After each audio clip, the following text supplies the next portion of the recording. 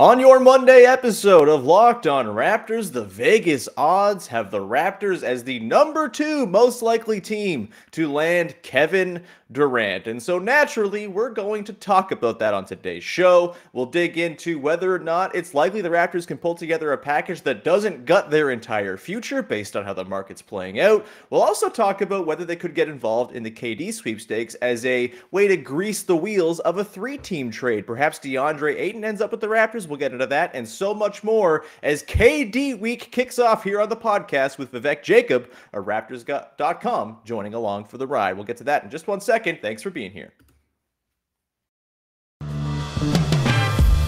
You are Locked On Raptors, your daily Toronto Raptors podcast, part of the Locked On Podcast Network, your team every day.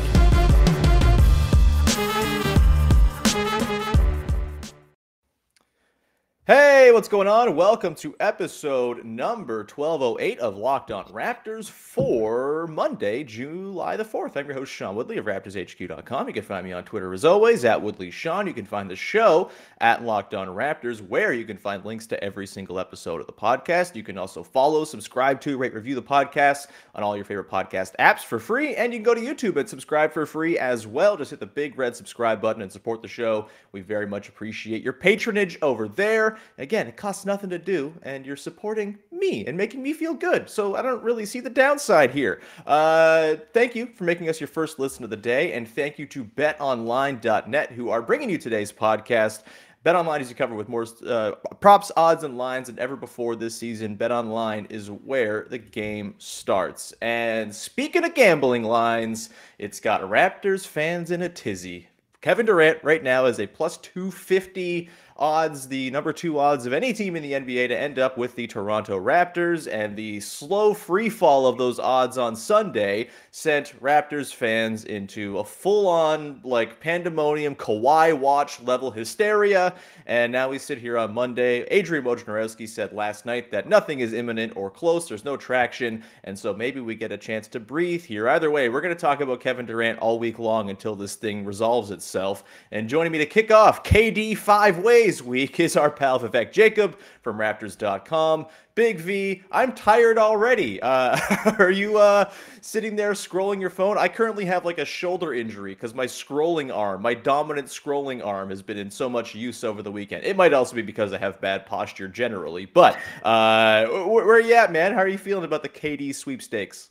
I'm good, man. I'm feeling good. I've just been watching Wimbledon and some cricket, and I'm relaxing. I'm like, hey, I've got my notifications on for Woj and Chris Haynes and Shams, and so whoever breaks it, I'll be ready, man. So I'm not worried about just doom scrolling forever and seeing all the takes, seeing all the goodbye Scotty videos and all of that.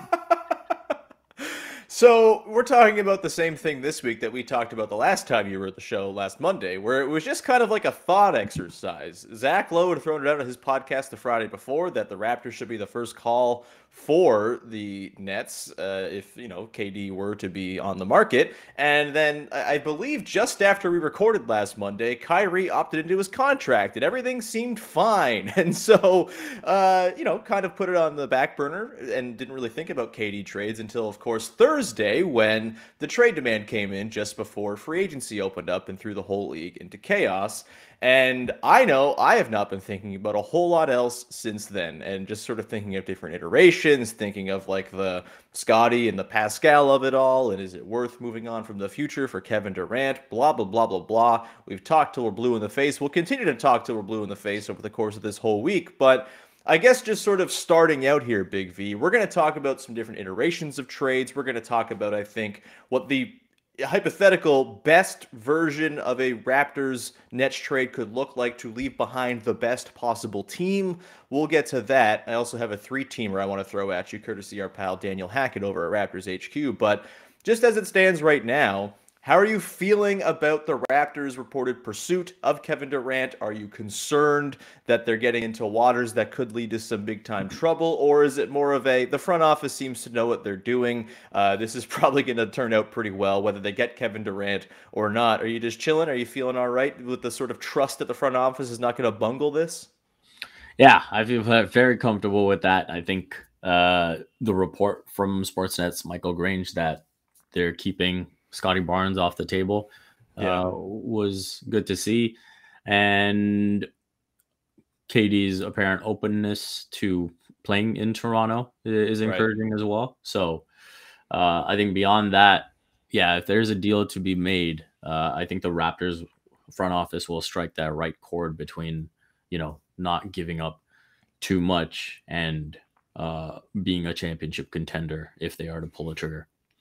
Yeah, that's where I'm at with it right now. I think my overall sort of feeling on it is Raptors fans can relax and sort of feel pretty good about whatever outcome happens here. Because I think the Raptors are really only going to get involved in a KD trade if it's a trade where if you sort of said it out loud right now, people would say, you're an idiot. This is going to take more than that. I just think that's the only way the Raptors are going to dive on into this because they're not in any position where they need to, right? Like they're not at the end of a win curve where they've lost a whole bunch of times and they need to go and sort of make a big shakeup move to keep things flowing like they did back when they got Kawhi Leonard. They're still very, very early on. They're in the infancy of whatever the hell this team is going to become. And that gives them kind of the power in this negotiation, if there is a negotiation even going on. And yes, the Nets also have some power in that they have Kevin freaking Durant potentially available. And so they should be asking for a ridiculous price. They should be asking for Scottie Barnes. If they're not asking for Scottie Barnes, Sean Marks should probably be fired on the spot. But I think the Raptors, because of the situation they're in, because they're not under any duress to go and make a move right now, they don't have any pending contract situations that make this muddy or anything like that, it does feel like they kind of have the upper hand here, and they'll be waiting there. If the rest of the market doesn't bear out, if they can't get what they want from the Suns, if no other mystery team kind of comes into the fold here, the Raptors will still be there with a pretty good offer available. And I just feel like they're not going to do a deal unless it's just an obvious no-brainer that both keeps the potential for a title now with Kevin Durant joining a title-ready team and also the long-term health of the team and the long-term sustainability intact. So, for Raptors fans who are concerned about them trading Scottie Barnes or even Pascal Siakam, I kind of don't think they're going to do that. And if they don't do that, if they don't put Scottie Barnes in a trade, then you just don't get Kevin Durant. And that's fine. And that's okay because they don't need Kevin Durant to continue to sort of build something pretty cool here. Are you kind of on the same wavelength with that, Big V? Like, is there, I don't even know how to kind of frame this. We've talked about this a million different ways already, but what's your sort of overall take on what the Raptors might actually go to here? Do you kind of feel the same way in that they're not going to jump and just make a deal for the sake of making a deal? They're going to kind of just be the benefactors of a market that doesn't bear out maybe the way the Nets want to?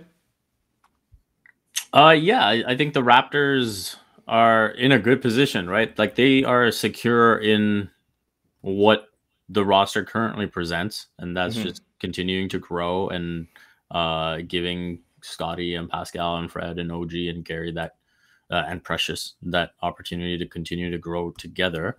And then they recognize that there is a potential path here, and by not including Scottie in any deal, you are looking at the possibility of both contending now and in the future. And so I do think there's variations of a Pascal deal that could make sense, as much as it would hurt. But it's kind of similar to what I said last week, right? Where Scottie to me is off the table, but most deals outside of that I would give consideration to. Deals that don't involve either of Pascal or Scottie, or say, for example, that deal that Grange floated out of a construct of OG, Gary, and all the picks. Yeah, I'm 100% doing that.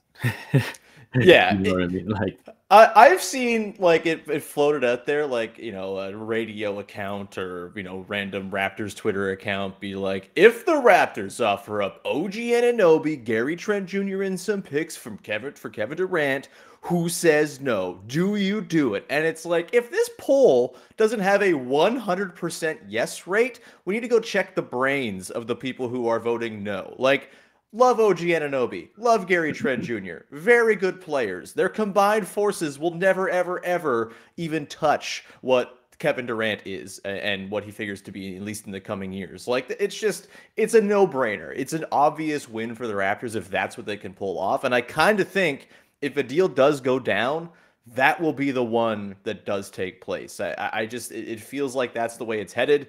And again, if the Raptors don't want to do anything more than that, then they just don't get Kevin Durant, and that's probably fine. We're going to continue on. I want to talk about some different iterations of trades and sort of what the best version of the team left behind would be. I want to talk about Pascal Siakam deals, even though it makes me want to throw up, but we'll get to that. And we'll also examine a monster of a 3-team deal in case the Raptors are lurking to be part of like the sort of greasing of the wheels of a KD to the Suns deal. We'll get to that later on. But first, want to tell you about our friends over at betonline.net. It's your number one source for all your betting needs and info. Find all the latest sports developments, including Kevin Durant rumors and odds and lines and next team where he will be and all that stuff. It's all there for you at betonline.net. If you want to go and be part of the crazy odds shift for Kevin Durant to the Raptors, you can go and do that at BetOnline. It's your continued source for all your sports wagering information. You get live betting, esports scores, podcasts, injury reports, everything that's there to give you all of the information you need to make the informed wager, which is really what you should be doing. You're putting your money down. This is not just, you're throwing it around like willy-nilly. This is your hard-earned scratch, baby. BetOnline.net is here to make sure you're spending that scratch intelligently on the right bets. They're going to try to win you some money. It's the fastest and easiest way to check in on all your favorite sports and events. You got MMA, boxing, golf, Wimbledon, everything's there. Head to the website today. Use your mobile device. Learn more about the trends and the action. BetOnline is where the game starts. Okay, we continue on here with your first listen of the day. And again, this is going to be Kevin Durant week on the podcast. Tomorrow we've got a crossover episode, likely with both Locked On Suns and Locked On Nets. If at the very least it'll be with Locked On Nets. We're still working on scheduling with our pal Brendan from Locked On Suns, but that'll be tomorrow. We got Katie Heindel coming on to talk about the feelings of it all this week. We got Will Liu coming on to talk about it as well. It's going to be KD all week here on the pod, but we continue on here with sort of the big picture stuff. So, Vivek, the various deals that have kind of been thrown out there, the ideas, even if like we'll consider the Scottie Barnes one right now too, even though we don't think it's going to happen. But there's essentially 3 frameworks. It's Scottie Barnes plus Gary Trent Jr. and like Kem Birch and whatever picks, probably fewer picks because it's Scottie freaking Barnes, even though the Nets very clearly are lusting after many picks because Rudy Gobert for some reason has set the market. Then you've got the Pascal Siakam package, which is a little easier. It's a bigger contract. I think you get to throw one smaller salary in there, whatever picks to get Kevin Durant in the door. That's sort of door number 2. And then door number 3 is that OG plus Trent plus picks. Maybe you have to throw in an extra player, maybe even like a Precious Achiuwa or something like that. We can consider that. But my question to you, Big V, is which iteration of a KD trade leaves behind the best team for the Raptors to go and try to win a title with? Because the Siakam one I think is interesting because it's sort of a 1-for-1 swap, more or less. But I also kind of think part of the appeal of getting Kevin Durant is to pair him with Pascal Siakam. Feels like their skills will complement each other incredibly well. And so I kind of think maybe that's like the worst iteration of this trade to go and win a title next season. Where are you at in terms of what the best deal to maximize the title window with Kevin Durant? We can throw out the future for now. What's the best deal to maximize right now, do you think, if the Raptors were to pull something off? Yeah, I think that's a great question. One thing I do just want to quickly touch on is the Nets wanting like a huge pick package, and people buying into Rudy Gobert trade. Look at how many picks were there. The DeJounte Murray trade. Look at how many picks were there. Part of why there were so many picks in those deals is because there was no all-star involved. It was a poo-poo platter of players going back. Yeah, exactly. The best player going back in that Atlanta deal was Danilo Gallinari. The best player going back in the Utah Jazz deal was Jared Vanderbilt. So that's the Malik Beasley shade, unbelievable. Malik Beasley can get all the shade he deserves.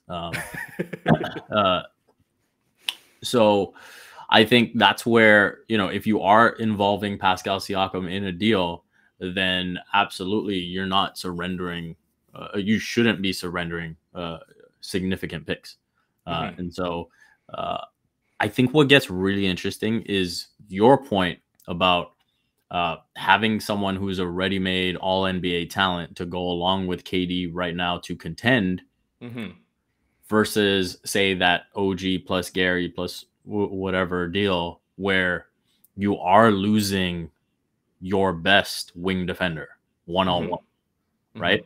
And so when it comes down to those big matchups, say potentially, against a Kawhi Leonard or a Jason Tatum or whatever it may be, not having that guy is going to hurt.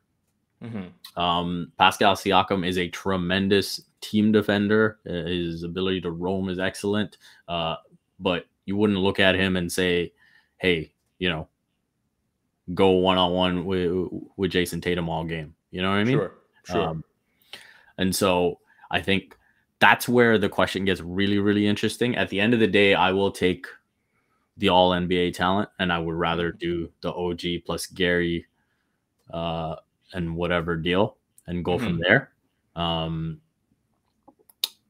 then you'd probably put the Pascal deal second on the list. That's where I'm at. What about you? So this is actually why I find the whole Scottie Barnes thing to be fascinating, because I actually think a Scottie plus Gary plus whatever package leaves behind the team that can go and be like the very obvious favorite next season, right? It's you get Fred, you get KD, you have OG, you have Siakam, you have Achua. Like, good luck against that starting five. It would be ridiculous. You throw in Otto Porter and Thad Young and Chris Boucher off the bench. Like, that to me is a championship level rotation. You lose the shooting of Gary Trent Jr., but oh no, you've replaced it with Kevin freaking Durant. Like, that's obviously, the appeal of getting Kevin Durant is he sort of fixes everything. He fits with everybody. That's the whole thing about how good a player he's been over his career. Personalities aside that he's hitched his wagon to, he pretty much fits with anybody, whether it's Russ or Steph Curry or whomever. So, like, that to me, that's why the Scottie Barnes thing has at least a little bit of intrigue to it, even though I wouldn't do it. Trading Barnes, who is great, obviously fantastic. Is he ready to be like the second banana on a championship team as of next year? I would say that's a little ambitious. You set KD up with Siakam, OG, and Fred as that sort of flanking supporting cast with Achua and the rest of the crew. That to me is a team that can go and win the championship next season and probably be the favorite walking in, even with like the Clippers loading up and getting healthy and the Nuggets and all of that stuff. Like, that Raptors team would be insane. That said, I'm not doing the Scottie Barnes thing because the long-term picture is too murky. And really where I fall off with the Scottie Barnes thing is if you could guarantee you had a healthy Kevin Durant for the next 4 years, I might consider it because that's 4 years of a window. But you can't guarantee you're going to get a healthy Kevin Durant. He's missed time in recent years. He's had an Achilles injury in his past. He's going to be 34 at the start of the year. You just can't bank on that because you're looking at a potentially not even 4-year window. He'll be 37 in that final year of the contract. Like, how much are you actually expecting from Kevin Durant? It's actually why I think it's really fascinating if you can pull it off without giving up Pascal or Scottie, because you set it up so KD can kind of age into becoming like the third best player on the team by the end of the contract. And holy God, that would be incredible. But if it's, KD with no Scottie, like, you're putting every one of your eggs into like the next 2 years basket. And with how good the league seems to be, how many other like loaded rosters there are, the Celtics aren't going anywhere. The Sixers, as much as it pains me to say, they look really good. The Western Conference is going to be absolutely stacked. I don't think there's a good enough chance that you win the title in the next couple of years and avoid some sort of injury befalling KD that it's worth the sort of 9 years of Scottie Barnes that you're at minimum that you're trading off of. So as much as I think it would maximize next season, I don't think you can go ahead and do it. And then after that, I'm with you. I think keeping Pascal to me is how you ensure that they are a championship level team next season. You can fill in the pieces around. You can, move Otto Porter in the starting lineup if you need to. I think OG plus Trent plus whatever and the picks and all that is clearly the move to me to maximize the team. I know some folks might say, well, you get more depth, you get more shooting around KD if it's Pascal going out. I just feel like you don't want to lean so much on KD being your main creator, right? He's, again, 34 years old. If you can sort of take some of the burden off him because Pascal Siakam is this offensive engine all of a sudden after last year, that to me is kind of the ideal version of the deal. And that's why I don't really see a world in which they pull the trigger on a deal that includes either Pascal or Scottie. The sort of trade-offs, in the short term or long term, are a little too much. That's why that OG Trent thing kind of falls in the sweet spot.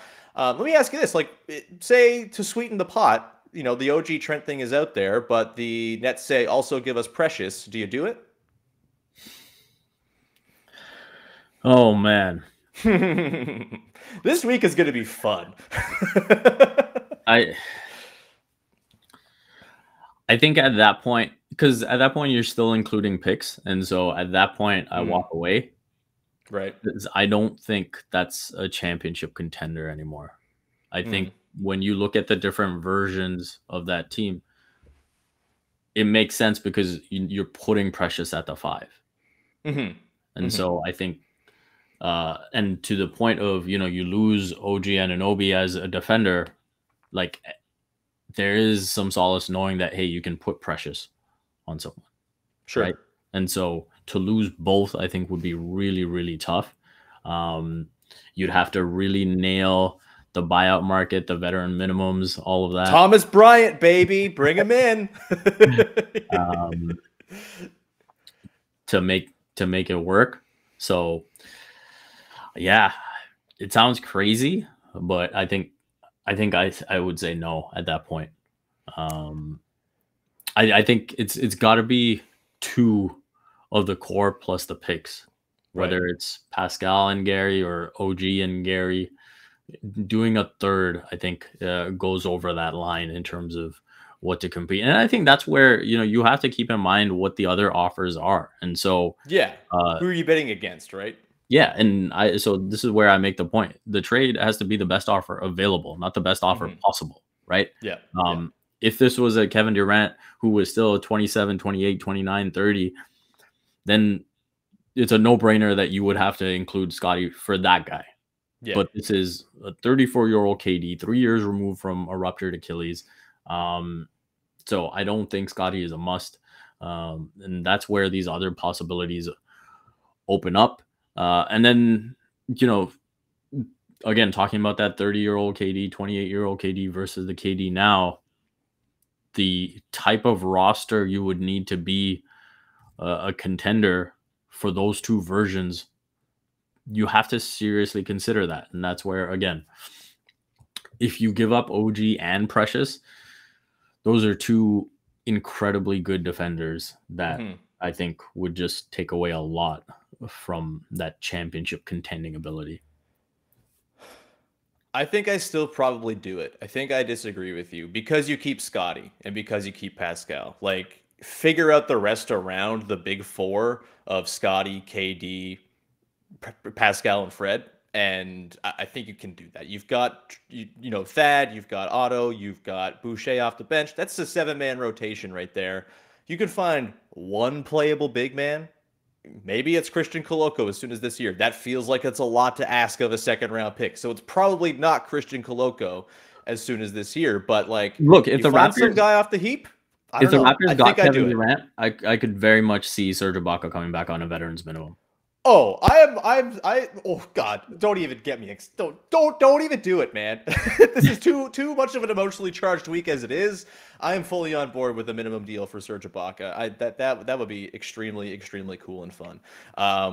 But yeah, I think I'd do it for Precious because as much as I love Precious and I'm super high on Precious, if it's the deal breaker and you get KD for not giving up Scottie or Pascal, if you include Precious, I think I'd probably do it, and then you figure it out. And you still have a little bit of leeway, right? Because you still have Scottie, and you'll still have that long window. It's less gotta win the first year with KD. It can be something that you build over a couple of years and sort of build up the infrastructure. So, yeah it's tough, man. It's very hard. This is fun.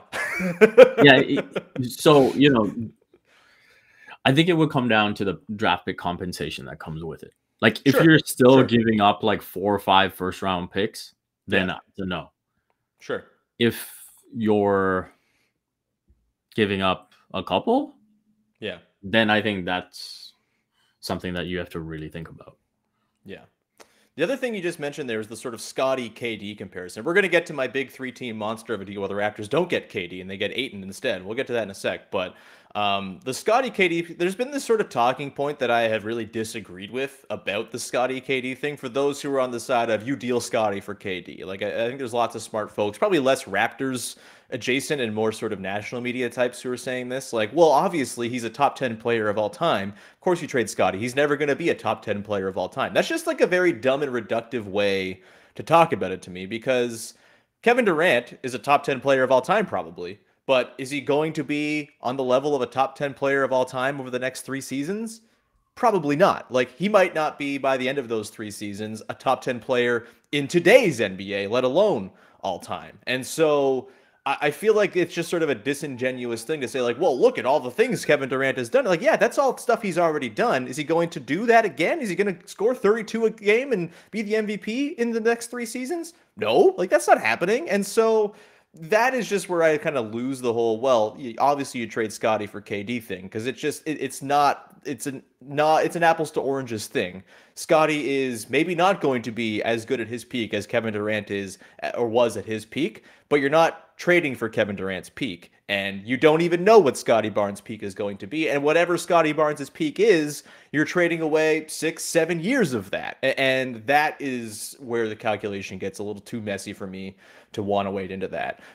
Just wanted to get that point out there because it's been bothering me. We're going to come back on the other side. We're going to leave the Raptors getting KD conversation for now. Don't worry, we'll talk about it for the rest of the week. But we are going to talk about Deandre Ayton, who's still kind of a figure in all of this because he does not yet have a team. He's on the Suns presently, he's a restricted free agent, but does not seem like he's going to finish this offseason with the Suns. Maybe he's with the Raptors and part of a 3-team trade. We'll talk about that in one sec. But first, let me tell you about our friends over at rockauto.com, who are saving you time and money when you go to the mechanic. The mechanic sucks. It's terrible. They are charging you all the money in the world for these parts. They have one in stock if they even have one, or maybe they have to wait for it as they order it from the parts store, whatever it might be. There's no selection. There's no choice. You don't have any power when you go to the mechanic. You're at the mercy of what they are going to provide for you. And so if you go to rockauto.com, you can get the power back because they have all sorts of different options for you, brand specifications, different prices, and you can choose the parts that work for you.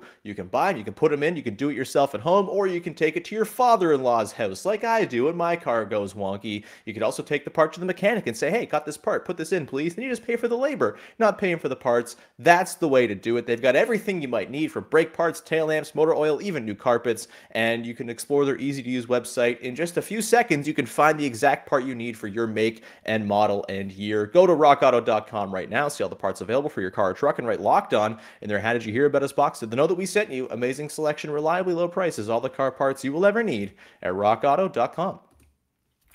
All right, Big V, we continue on here, rounding out today's first listen with a look at a trade that kind of breaks my brain, but could be on the table.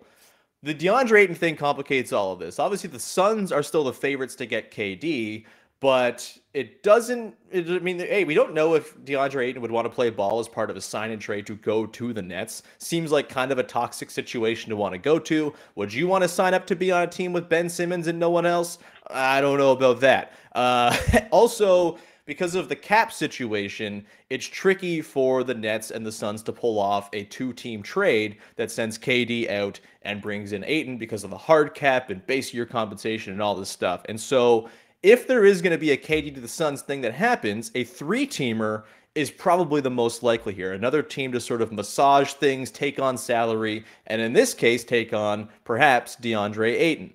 And so, on Friday, I messaged our pal Daniel Hackett from Raptors HQ. He's our cap expert over there. I should probably be like Venmoing him a bunch of money every time I message him, but he loves doing this stuff, and so I lean on him hard.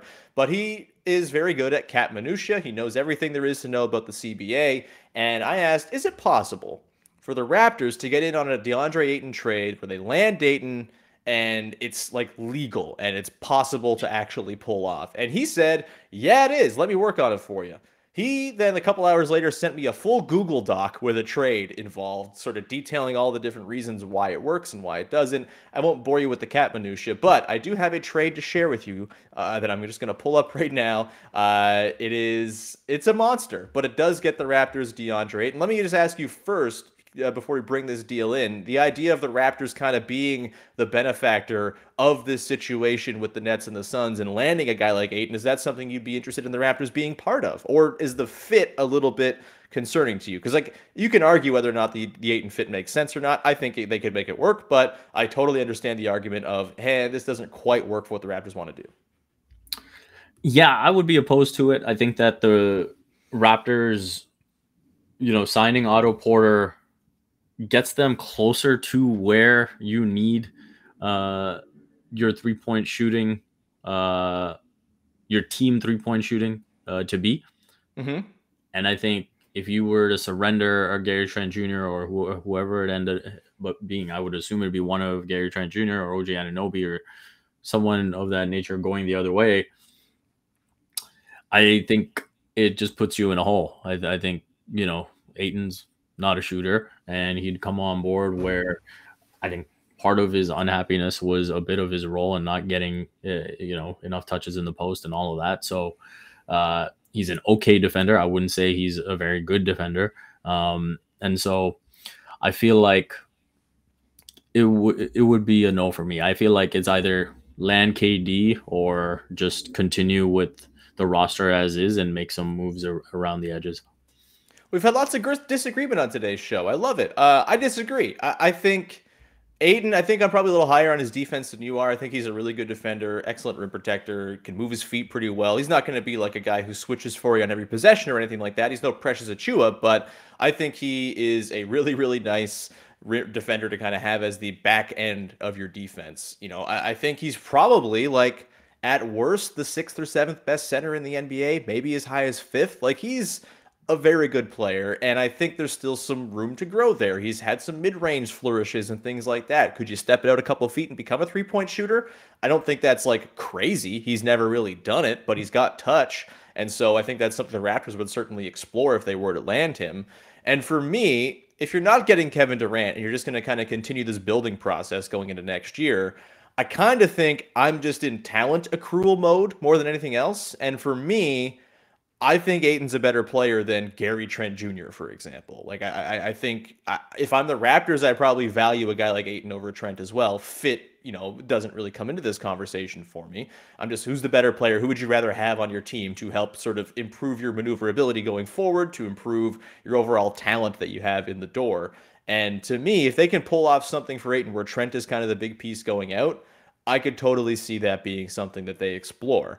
It gets difficult because there's probably other stuff that has to go out, as we'll get to here in a sec. But I like the idea of Ayton. I think the fit, it's not ideal because of the lack of shooting. But I think, as you kind of go forward here, you can figure out ways to sort of make it happen and work on the spacing. And, the 4-5 pick and roll opportunities with Siakam and Ayton seems very fun. He's like a great scorer at the rim. He would give the Raptors a rim element that they have kind of lacked it in moments as well, even though I think they kind of stand a chance of being a very good rim pressure team soon with Scottie Barnes kind of leveling up and Siakam always kind of being pretty good around there. But, why not more rim pressure? That I say, bring in more. So let's pull up this deal that our pal Hackett devised, and you can say whether or not you think it's good or not.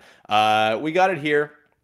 The Toronto Raptors receive DeAndre Ayton and Torrey Craig. The Suns receive Kevin Durant and Khem Birch. The Nets receive Mikal Bridges, Gary Trent Jr., Precious Achiuwa, and 4 unprotected firsts. I just want to confirm what the Raptors are sending out pick-wise. The Raptors are sending out 1 unprotected first in 2023. So probably not a very good pick. They'll be, pretty good next season, you would assume. So this is the framework. It's courtesy our pal Daniel Hackett at Raptors HQ. The Raptors are the benefactors here. They get DeAndre Ayton and then Torrey Craig as well, just as a sweetener. And the Nets get Bridges, Trent, Achiuwa, maybe the kind of haul that they need here to actually pull this thing off.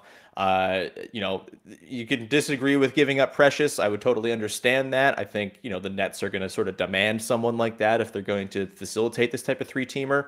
And we should say 3-team deals are very hard to pull off. This is probably not happening, but it is legal. It is possible. Big V, what say you to this monster of a deal devised by our pal Daniel Hackett over at Raptors HQ? Yeah, I think that's a no for me. I think giving up Gary Precious and an unprotected first-round pick for DeAndre Ayton would be too much. I think this is where, even in terms of fit, I would have some serious doubts. And so in terms of the Raptors playing style, right? And, sure. I think, sure, the Raptors would like to get more shots at the rim, more efficiency at the rim, and Ayton would help that. But outside of that, I think the combination of Gary plus Precious is better. And so I would be against it. I think, again, you swing for KD. If not, you roll with what you have. And, I think the other part of this, too, is when you look at Precious, we might be underrating his value. Sure. Because he only had like if Precious had played the final 2 months, or if Precious had played all season the way he did the final 2 months, I think we'd be talking about him very differently. And that's kind of how I view him now. So I would be very, very reluctant to do that deal. Yeah, I think I probably am with you. This is sort of the way that you make it so it works for the Nets, and maybe they want to give up Kevin Durant. But I think Precious is probably a bridge too far. If you could make it work with like a Christian Coloco or something like that, then yeah, sign me up. But I think Precious is probably a bridge too far when you also factor in the first-round pick for next season. So yeah, I think I'm with you. Like, I do think there's a world in which they get involved in this Ayton thing. Maybe it's a fourth team where instead of Precious sending, going to the Nets, it's someone else throwing something to the Nets to sort of facilitate maybe an extra first or something like that. But and so like this is not the only framework of this that actually works, but just wanted to sort of display for everybody that it is possible to devise something totally crazy that gets the Raptors DeAndre Ayton as a benefactor of this sort of 3-team mess here. But I think I'm with you. There's still a world in which they just do a Trent for Ayton sign and trade thing too. If the Nets don't have to necessarily be involved in this either. It probably feels more likely that they will be because these are kind of the 3 teams who remain a little bit in flux. The Raptors have their things set up though. I guess that's a thing I haven't really mentioned because we've only talked about the Otto Porter thing once, but I do like the idea that the Raptors have kind of set their team for next season, and if they do nothing, like they're not missing out on anything. It's not like where the offseason where they were hoping for Giannis and unsure of what the his Supermax situation was going to be. It caused them to both lose out on Gasol and Ibaka and also lose out on all the other bigs who were out there because they were kind of waiting to see what was happening. Like, they're not in that situation where they're going to kind of be stuck with no chair to sit in at the end of it. Like, they've already won the musical chairs. They've got the guy that they want in Otto Porter. Their team seems set, and now they can just sort of shake things up in a big way with the deal if they want, but they don't necessarily have to because the team is pretty much in stone, which is great. Any parting shots here? This is going to be a lot of fun all week, man. It's tiresome for sure, but also it's one of the more interesting basketball thought exercises I can remember kind of getting involved in. And I really, truly think, I said this on Friday, I don't think you're wrong necessarily if you want to trade Scottie Barnes for Kevin Durant and whatever comes with it. I think I disagree with it, but I also don't think there's a wrong basketball answer here because whatever the basketball result is, the Raptors are going to be in pretty darn good shape no matter what. Any last parting shots here, Big V, before we wrap this one up? I think I'll just add, with the Scottie Barnes idea, I just think because of his salary, you are going to have to add, 2 core guys just to get it up to the KD level. And that's where if you're putting Scottie plus 2 core guys, it just doesn't make any sense. So sure. I think that would be way too much. And so I just think Scottie's out of the question. I agree. But yeah, I don't think it's happening. The man's running around Shoppers Drug Marts on scooters giving photo ops in Toronto. He's not going anywhere. Yeah. I think the last thing I'd probably add is, I have doubts over whether MLSE would be willing to go into the luxury tax for DeAndre Ayton. Yeah, fair enough. Yeah.